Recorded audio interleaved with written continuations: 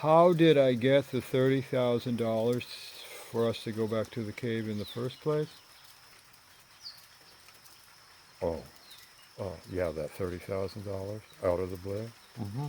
Yeah, that made our return possible. I mean, I'm a housekeeper in Berkeley, scratching out a living out there. The rent's so expensive. The return to the cave was made feasible by a gift from my yeah, father and mother. Hmm.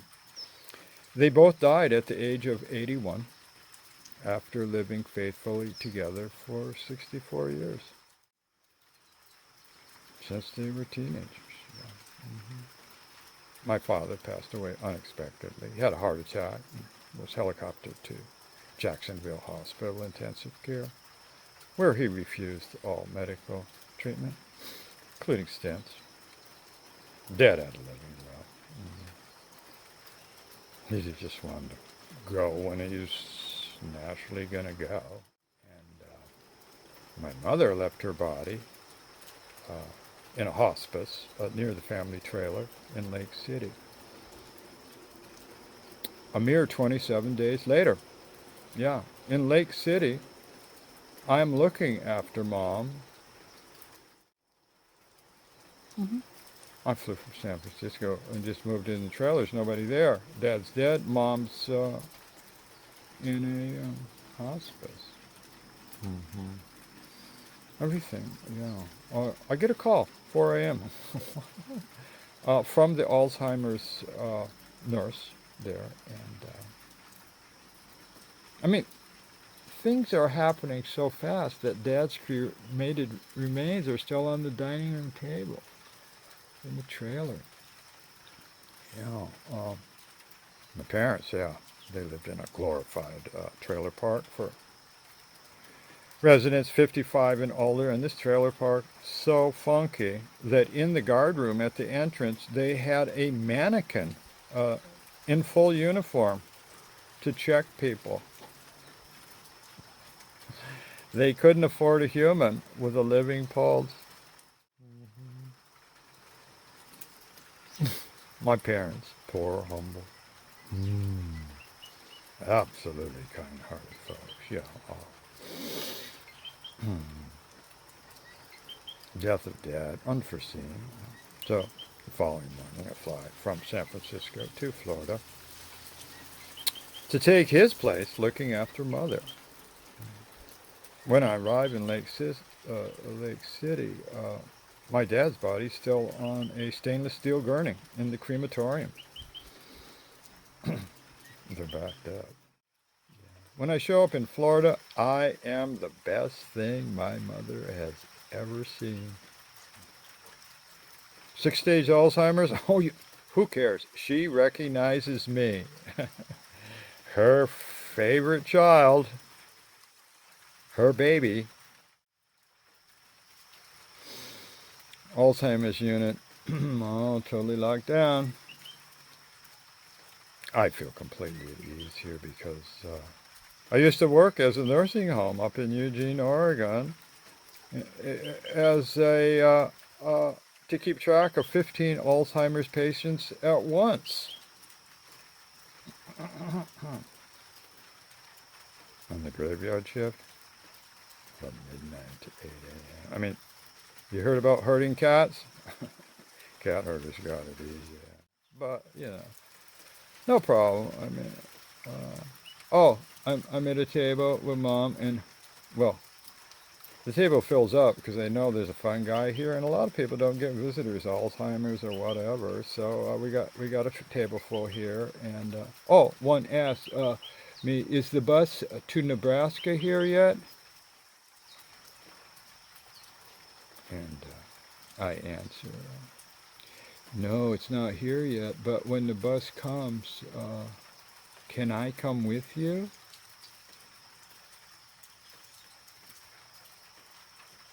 And she feels the love and much better and forgets about the bus. Yeah. Well, I have a problem. Real. Big problem.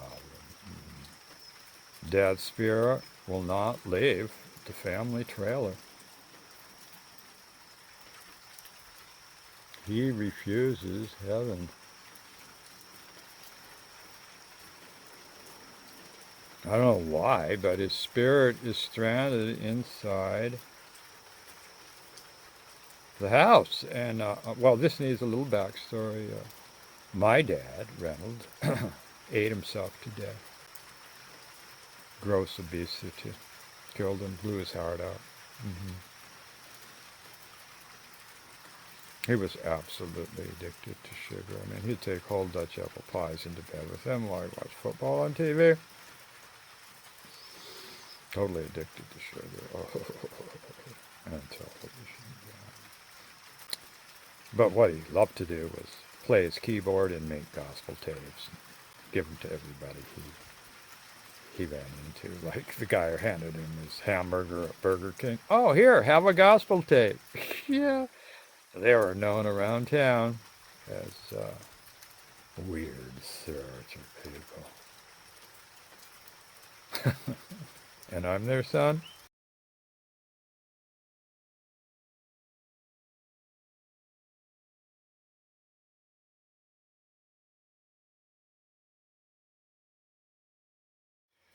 Well, yeah, so I'm living in the trailer, and what the Tibetans would call his hungry ghost.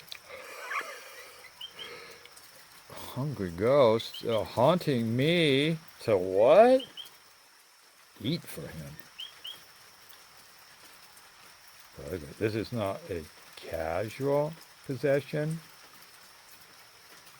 I mean, it can be like getting towards midnight, and I find myself in the car driving to the last supermarket open in Lake City. Well, actually, being driven to do what? Score a half gallon of peach ice cream and a Dutch apple pie for Dad.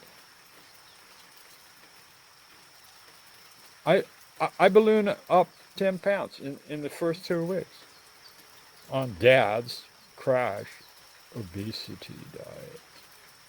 You won't read about that in any book. Uh, my mom, Happy Helen,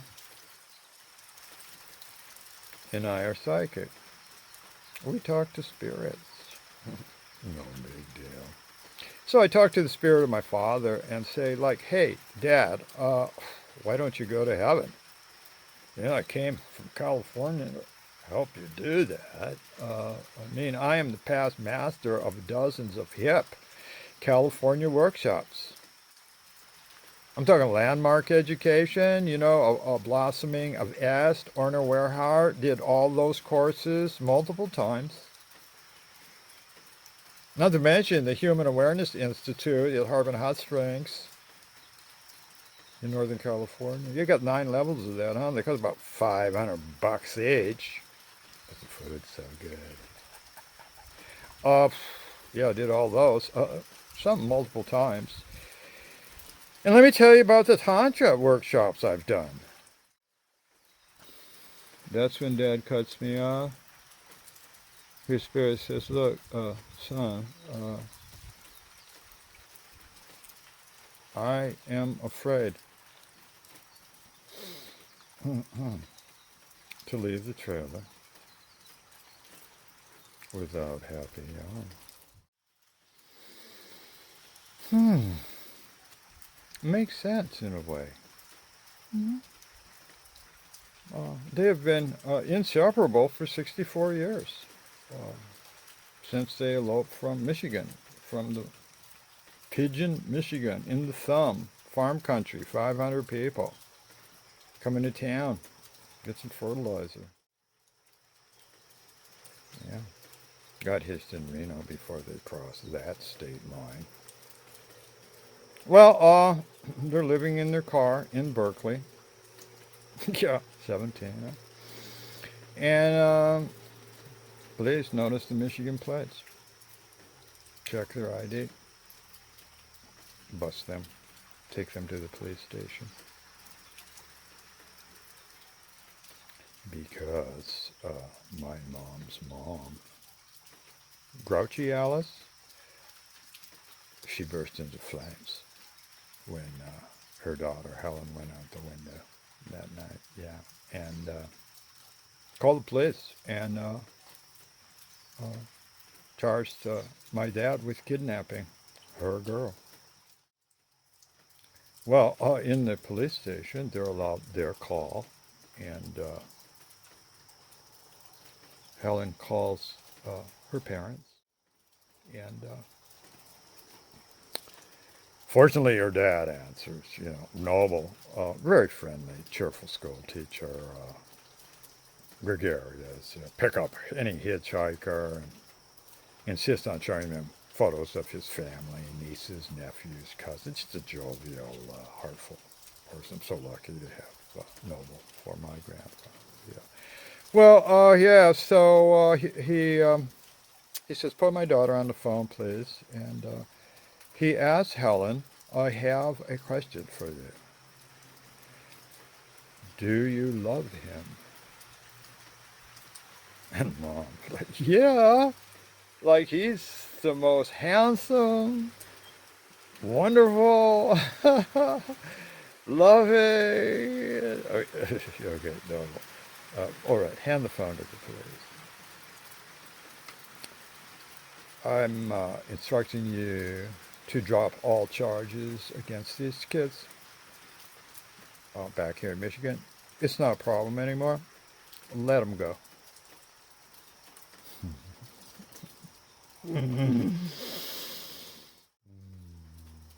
Well, I've got to encourage Dad to go to heaven now. Huh? I phoned the Lake City thrift store and tell them to bring a whole, their biggest pickup truck over. Don't worry about the a guard. Just drive through. He'll let you through, I'm sure. And I do that so I can completely empty Dad's room. I'm trying to make his spirit realize he doesn't actually live here anymore. So everything goes. The queen size bed, the bedstead, his keyboard, what's left over from his model airplane supplies. I mean, everything. The only thing left in his room is the carpet itself. And I buy a bottle of Southern Comfort and a huge poster of Barack Obama. At 4 feet high, 3 feet wide, huge, beautiful. And well, let's see. In the far corner of Dad's room, you walk in the door, and in the far corner there are two windows right there where the two of the walls come together. And at a 45-degree angle, I set the poster, and in front of the poster, I set the bottle of liquor. And this allows a breeze to blow in. An escape route. Hint, hint. A strategy to get out of here. Well, I somehow have to make my dad realize he's really dead. And that this is not his room anymore. He would never have a bottle of Southern Comfort in his room. He wouldn't even have a Heineken in there, okay? And the poster of Barack Obama, well, he voted for him, but he'd never have a giant poster of him in his bedroom. His art is 1,000-piece picture puzzles put together, and then we'd kind of shellac them and frame them and hang them on the walls. This is the art decor in trailer parks in Florida. Dad, ascend to someone like God. More appropriate? Or you're going to give me a heart attack from all that food. Ice cream? Donuts? Oh, I'm a health freak from San Francisco. I can't take it anymore. Okay, Dad. Go. I meditate. I'm a master meditator. Just like meditating.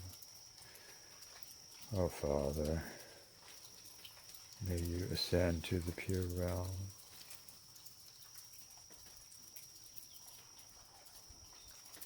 This doesn't do the trick. My dead dad will not leave me in peace. Yeah, he really needs his life partner to leave the planet, to leave Earth, to leave this density level of Earth.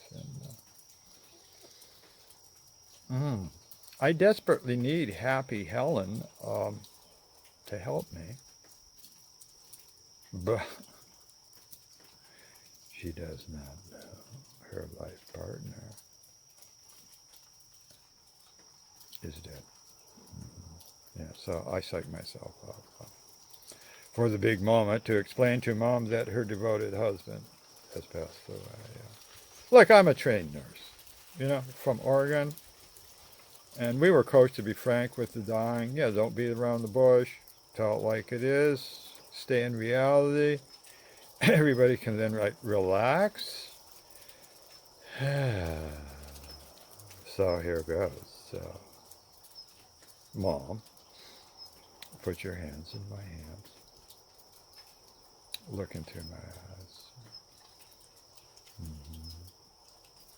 Reynolds had a heart attack. Died in the hospital in Jacksonville.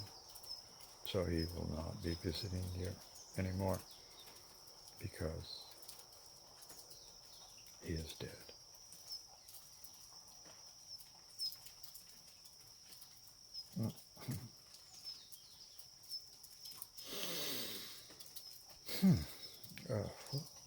Without blinking, my mother whispers, like an angel, well, what can you do?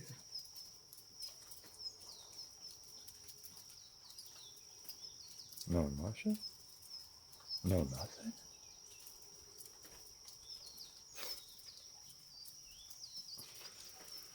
That's it? Oh, absolutely no surprise. Well, back in the parking lot, outside the nursing home, I break down, weave over the steering wheel.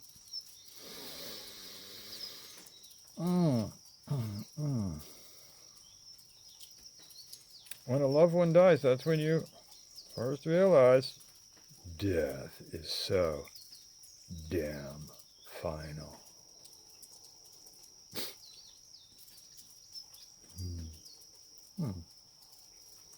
Until unexpected peacefulness overcomes me.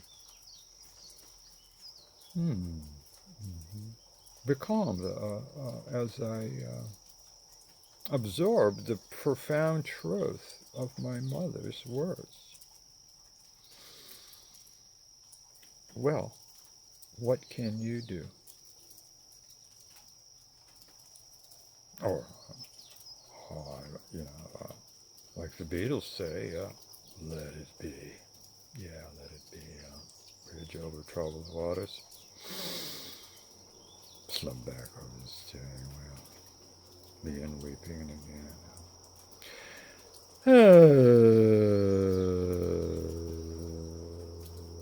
About 3 weeks have gone by since I came back to attend to my dad's body and have him cremated. And I get a call in the trailer. Absolutely love that. What? 4 a.m.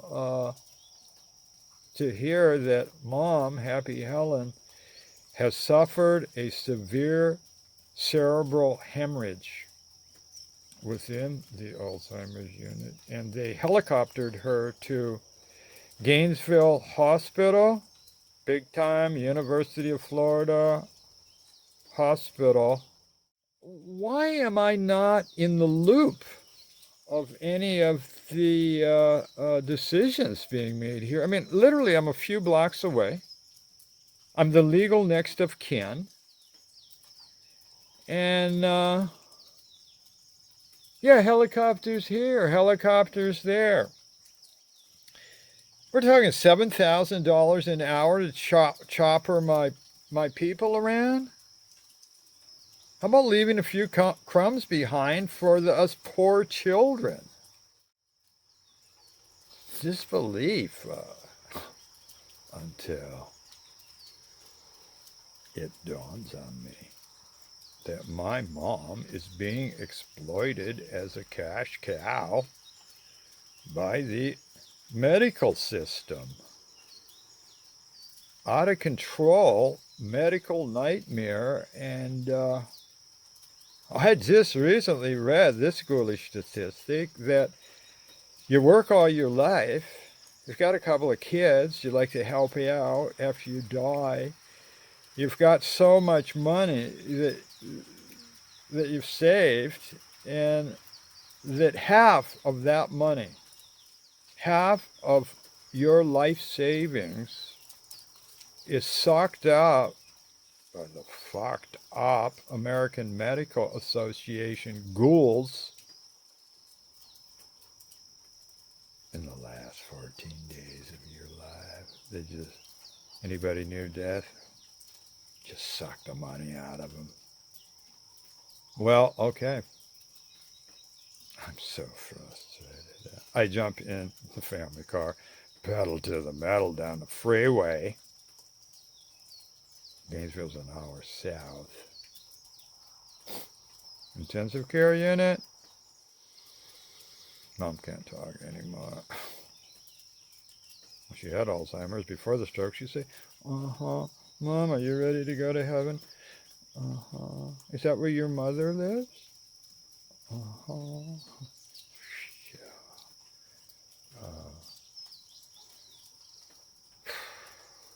You know, helping Mom out. I think she might need a shawl.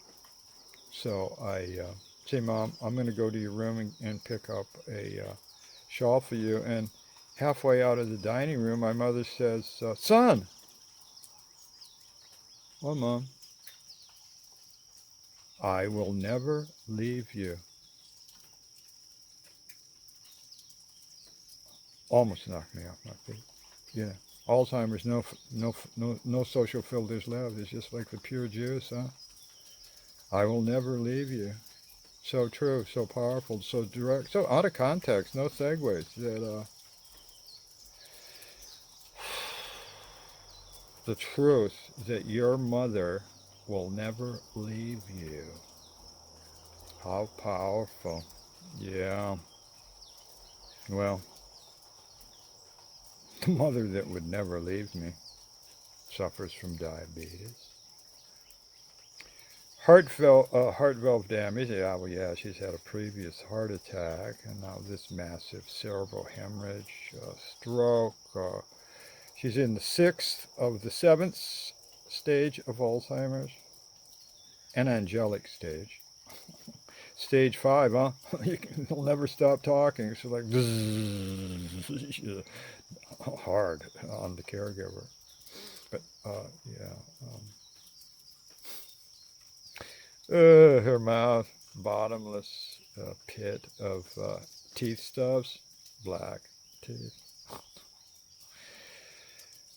I count the different tubes and cords coming out of my mother. They've got one stuck here, pretty thick tube, and all these IVs, and 7. They've hooked her up to 7 life-sucking cords. And you know what? Look, my mother has a living will, like her husband, and she does not wish to die this way, in this place. Look, I'm a dedicated son, okay? And I'm not going to let Mom die like this. So I arrange an ambulance to transport Helen to a hospice in Lake City that's near the family home. Well, Mom's got to be nearby physically.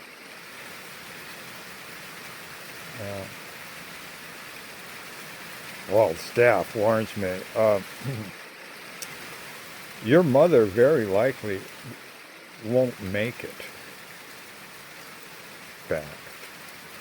An hour by freeway in an ambulance?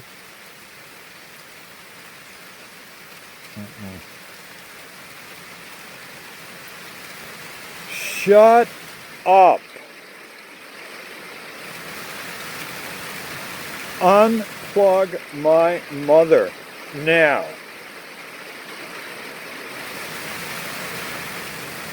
My mom and I are psychic. She'll make it.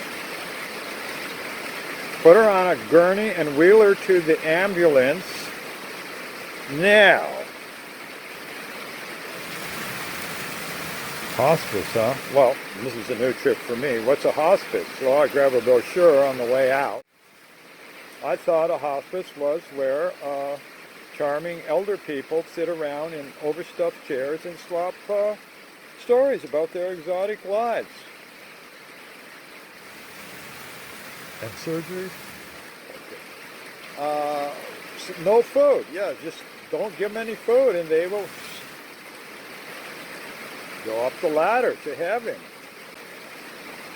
Well, whoops, no hydration. What does that mean? No water?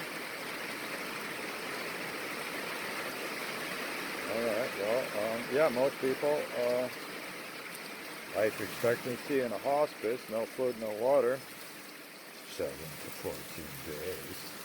And anybody would die. I mean, some of my friends are, helping each other out, is that when it comes to our time, we can do a hospice without being in a hospice. My father loved my writing. What did he love about it? The honesty. You know what? There aren't that many honest people around. They're all sort of protecting their ass for some reason or another. So my dad liked my writing. And, people talk like people. And he's streetwise. He ran away from his abusive mother, religious fanatic, kept beating him with a bell as he hid under the bed. He took off to California when he was 14 years old. Okay? Lived out there, came back. So by the time he romanced Mom, he was already streetwise, and so out to California with her. He'd already been out there a couple of times. Got a job at 15 working at Yellowstone Park. People took him in San Diego. Salvation Army took him in, got some foster parents. Helped him finish school a little bit. She's totally innocent in her. Well, anyway, I got good news, okay? I can now talk directly to the spirit of my mother. You don't need language. When you can't talk, you have all this going on. Because she knows her life partner is dead. Well, what can you do? Okay. So I asked her spirit,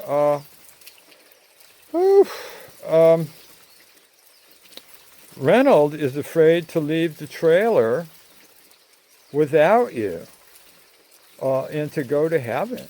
Can you help him? Yeah. And Spirit of Helen answers, I cannot. Because I cannot find my way home. I'm lost. It makes perfect sense. I mean, Heavy Helen got lost all the time, even within the trailer park. I mean, all the deputy sheriffs in Lake City knew Happy Helen on a first-name basis. That late-night call comes in. Oh, yeah, Happy Helen, what's she up to? Oh, she's rummaging through. She's actually pawing through the trunk of her neighbor's car to search for the tomb of Tutankhamun. Therefore, I need to empathize with the spirit of my mother. Thank you, Earthy, for showing me this trick. Identity, truth, identity from within, so I can actually show it. What is my mother feeling by being my mother? Stranded. In absolute bewilderment. Misplaced. In an incomprehensible realm from God knows Dad. Dad won't leave the house. Mother's lost and she can't find her way home. So my spiritual mission becomes, how am I going to get the spirits of my dead, well, one's dead, of my parents together? Yeah, Dad's dead, huh? One's dead, and the other is alive, but out of her mind. Yeah. This stuff is not in the Tibetan Book of the Dead. Eerie silence. I'm exhausted as can be. I'm spiritually bamboozled, been up all night again. Sun is thinking about coming up? Maybe. I'm staring at Dad's cremated remains in a plastic bag on the dining room table. Died from gross obesity. He only weighs 2 kilos now. I mean, he's so light now, I can hold Dad in the palm of my hand. Yeah. And I had imagined that created remains look like, what's left over in the fireplace after you make a fire. Yeah, sooty, ashy, but no.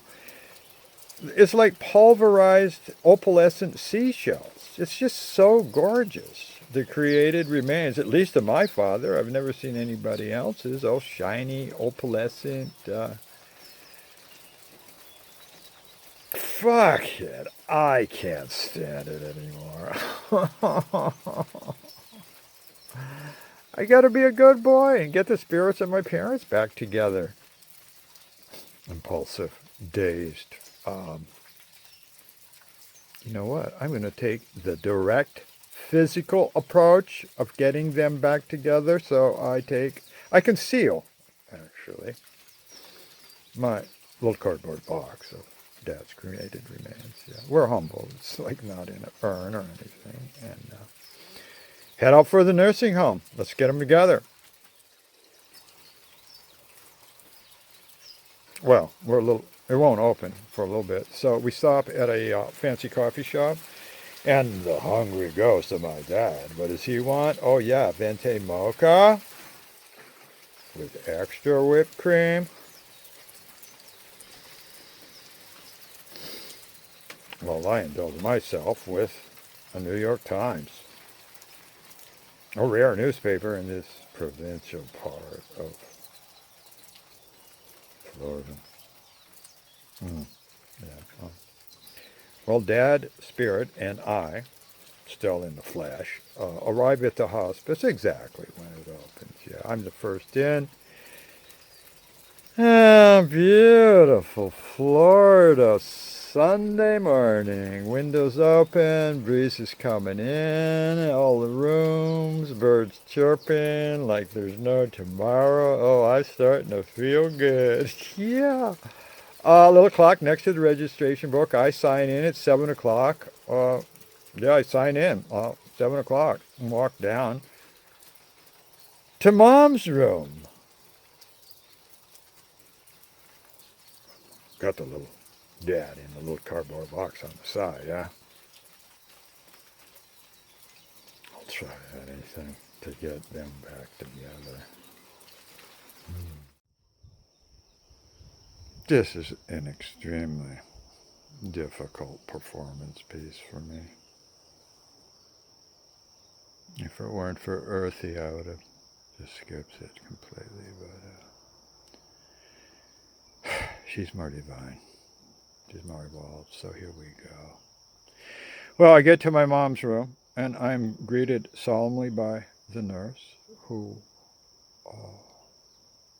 says, your mother waited for you. She saw you drive into the parking lot. And then she exhaled peacefully and passed away.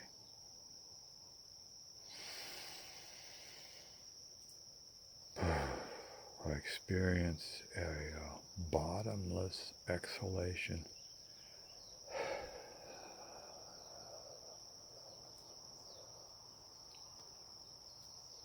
I wish to be alone with my mother's body. Close the door. Perform Buddhist prayers for I don't know how long. Still something profoundly not right around here. The spiritual aura is not in alignment at all. So, impulsively, just intuitively, there's no mind at all anywhere near this, what I'm doing. I place Dad's cremated remains in a little cardboard box to the right of my mother's dead heart, and I lay the family Bible, the big one, to the right side of her heart. Yeah. Incredibly. This deathbed maneuver reunites their spirits. Oh, yeah. I witness a translucent, celestial, kind of like a little micro hurricane, but upside down and swirling upwards from the heart of my mother. She looks like a Mayan princess. She's so glowing. You have to be right there at a situation like this to realize the power, the transcendent spiritual power that comes down right at this time. I've never seen Mom look so beautiful. And really like a Mayan princess. She looks South American. Yeah. I'm so ecstatic, so relieved that I have been a good boy. I've been a good kid. And then I got my parents finally back together. Finally. Yeah. Reunited. They're on the road again together. Like when they eloped to California in 1945 as teenagers. Mm-hmm.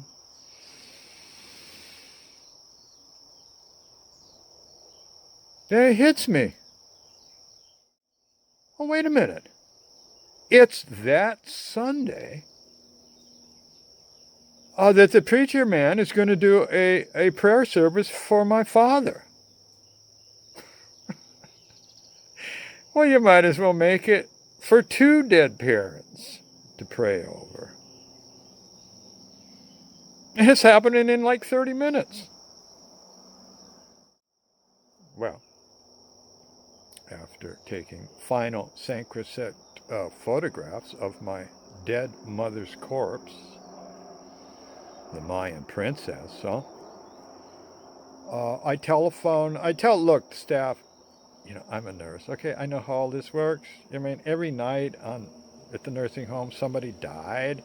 In comes the gurney, the big zippered bag with a huge zipper, zip it all up. Be sure you put a tag on their toe so we know which corpse is which. So I tell the staff, I expect my mom's body to be gone. Telephone the funeral parlor, and I just did it for Dad. Oh, okay. Yeah, I'm going to church. Mm-hmm. Methodist church. Mm-hmm. I can cry uncontrollably through the whole ordeal. Passionate parishioners console me from behind me, in front of me, all over. Go through 2 boxes of tissues Now I've got to return to the family trailer by myself. Who's riding shotgun? Cremated remains of my father beside me.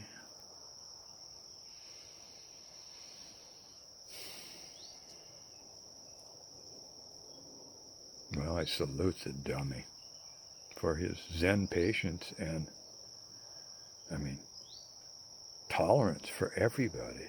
I mean, like a frozen Buddy's Hot Wheels, Oh, well, what to do? I'm wandering around. I'm the only one left. Well, wander into Dad's room. What? I'm flabbergasted. I'm like, I can't believe it. I'm thunderstruck to witness that the pint of liquor has inexplicably fallen face down onto the carpet. That's Southern Comfort, huh? It would never be in Dad's room. And what's over that? The poster of Barack Obama covering the bottle of alcohol. And the curtains. They've always blown inward before. Now, how are they blowing outwards? What's called? Somebody was in a hurry to leave out the windows. The white gauzy curtains blowing outwards to heaven. And the atmosphere in the trailer. For the first time since I've been here. Absolutely becalmed. Or like the Greeks say, bonanza. The sea is bonanza, not a ripple.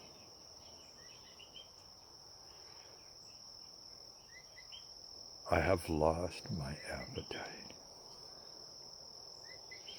Dad has gone home with Mom.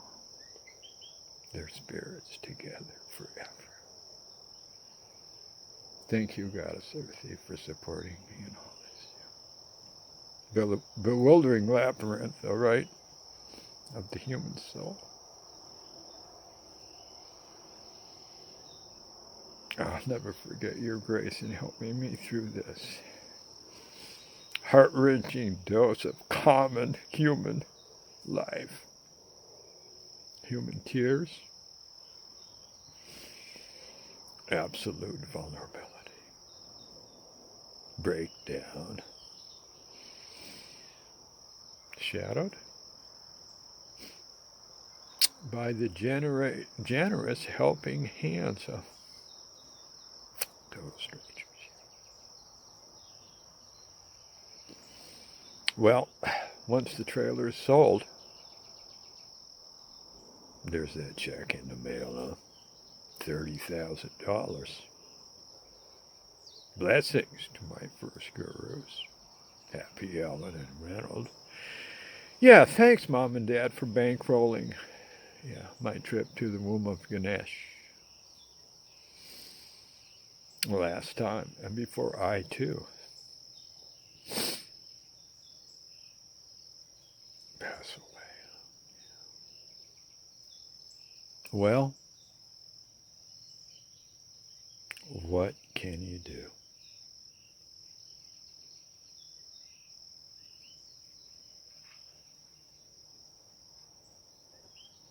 How about reincarnating as an angel to help those poor humans left behind?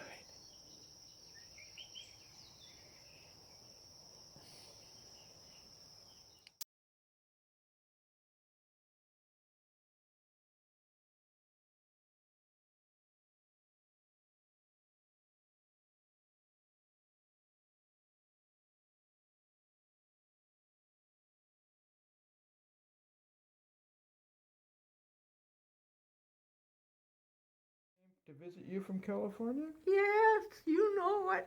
Oh, okay. And your hair turned white because it's very beautiful. Because you're an old timer. Oh, very old. Okay. 80 something or other, 6, I think. No, 86? 92. Well, 92, she And then- tells me. you're like a dandelion. You turn white, and then you're gonna blow away. Not you- yet. And who's your best friend? The person taking the picture? Mm-hmm. Carol. And you've known her From infancy. Well- infancy There you go. because you're her mother. Isn't that amazing, huh? Yeah. Unbelievable. You like cuddling, I think, huh? Oh, yes. When Jerry comes all the way from California, You guys cuddle. we get to have a cuddle sort of marathon session in your. Feel those big, strong hands. I mean, that's the big, strong hand thing. This she her hands loves. remind me of her father. Yes, her- exactly. Yeah, Glenn. Yeah. He died. Yeah. he Glenn did, honey, died. a long time ago. Yeah, all good. And I'm all alone now. No, except you for have Carol. me. I have What? Carol. Carol's like an angel. Mhm. She just appears. I just appear, come in, pop in, clean And the Go house. home now? She takes Not you. yet. She Not takes yet. you out You're to the visiting movies. with Jerry. She takes you out to the movies. Yeah, I take you out to the movies, don't I, once in a while? And restaurants. Mm-hmm. Yeah, yeah, we And go. keeps your life fun, huh? And You're look what I brought 92, today. but you still walk around. Yes. Wow. Isn't that Isn't amazing? that amazing? Well, that's why I came out here to Michigan. I'm from Saginaw, and I've known my beautiful Oh, Aunt my Kay. God. Saginaw. You know my Yes. Helen and Randall, my dad and mom. Absolutely. And I've known your beautiful daughter since she was born, huh? Mhm. We go back a long way, huh? We do. You're so sweet.